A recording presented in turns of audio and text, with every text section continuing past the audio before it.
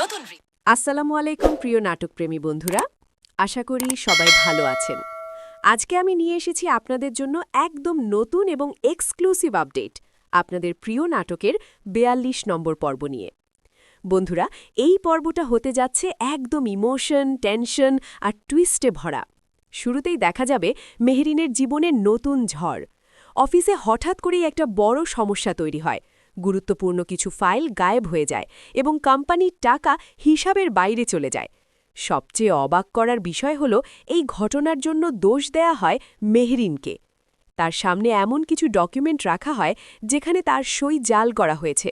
মেহরিন বারবার বলে সে নির্দোষ, কিন্তু কেউ তার কথা বিশ্বাস করে না। এই দৃশ্যটা হবে খুবই আবেগপূর্ণ। চোখে পানি, কণ্ঠে কাঁপন, কিন্তু তবুও সে ভেঙে পড়ে না। ঠিক তখনই সামনে আসে সামির। সে সবার সামনে দাঁড়িয়ে বলে, প্রমাণ ছাড়া কাউকে দোষী বলা যায় না। এরপর শুরু হয় আসল খেলা।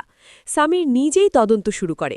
সে সহকর্মীদের সাথে কথা বলে, ডকুমেন্ট চেক করে, এমনকি সিসিটিভি ফুটেজও খোঁজে। অন্যদিকে ফাহাদের জীবনে শুরু হয় পতন। সে বুঝতে শুরু করে তার ভুলগুলো। তার বাবা মায়ের কষ্ট, নিজের লোভ, সবকিছু তাকে ভেতর থেকে ভেঙে দেয়।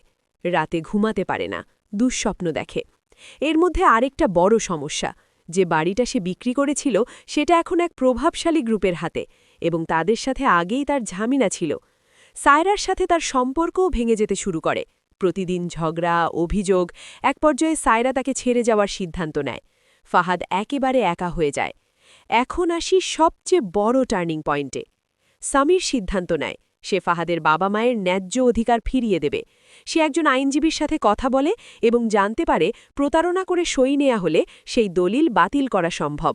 এরপর শুরু হয় আইনি লড়াইয়ের প্রস্তুতি। প্রমাণ জোগাড়, সাক্ষী খোঁজা, সবকিছু নিয়ে একদম থ্রিলিং পরিস্থিতি তৈরি হয়। শেষের দিকে দেখা যাবে সামির সরাসরি ফাহাদের সামনে দাঁড়িয়ে তাকে চ্যালেঞ্জ করে, তুমি যা করেছ তার বিচার এবার হবেই।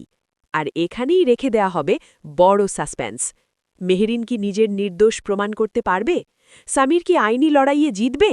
ফাহাদ কি সত্যিই বদলাবে, নাকি আরও ভয়ঙ্কর কিছু করবে?